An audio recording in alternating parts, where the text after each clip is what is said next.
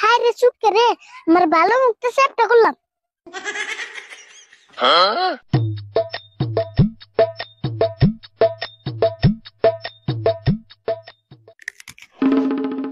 এটা দিয়ে কষ্ট আর কষ্ট হবো না, গাছের মালিক ও বন কষ্ট। ওই গাছের বড় বারে গার রে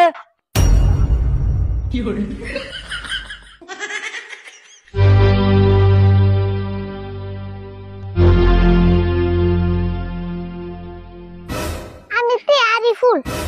ওই তুই যে গাছের কাঁচা বড় হইবি না পারতাছ কার কাছে হই না বড়ই খেতে আবার পারমিশন লাগে?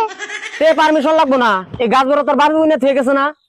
আমার বাপ এরকম নিশা বড় গাছ বুনবো না। এই নিশা গাছের বড়ি আবার খাইবে রে সৎকে? খায়া না দেখলে তো নিশা বড় জানতাম না। আমার গাছের বড় নিশা আছে আর যাই আছে, তুই কোনে খাইবে রাইস না? দেখছে কত বড়ই ফালাইছে। ও বো আরাম না, তোমার গাছ না তুমি ঘরের ভিতরে কে দিও। গাছ ঘরে নিমকে গাছ তো নেই থাকবো, তোরে যদি আবার এই গাছ তলার দেখি এক চর মেরা তোর মুখ বেহা করে আলামু। সর মেরে আমার মুখ বাহা করার নাম না, আমার সুক্কা করে খেয়ে আমার মুখ এমনি বাহাইছি। আমি সর মারলে আমার ইল্লা ববু, আমার বেহা মুখটা সিধা হয়ে যাবো। মুখ বেহা হয় না সিধা হয়, চর একটা খাইলেই বুঝবি।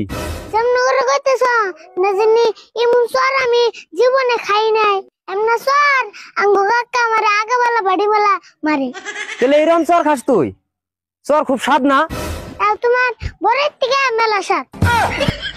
তোর নগে আর তর্ক করম না, তুই এই বড়ি গাছতলা কোনে ভাগছে? তোর এই মাসের মধ্যে জানি এই বড়ি গাছতলা দেখি না।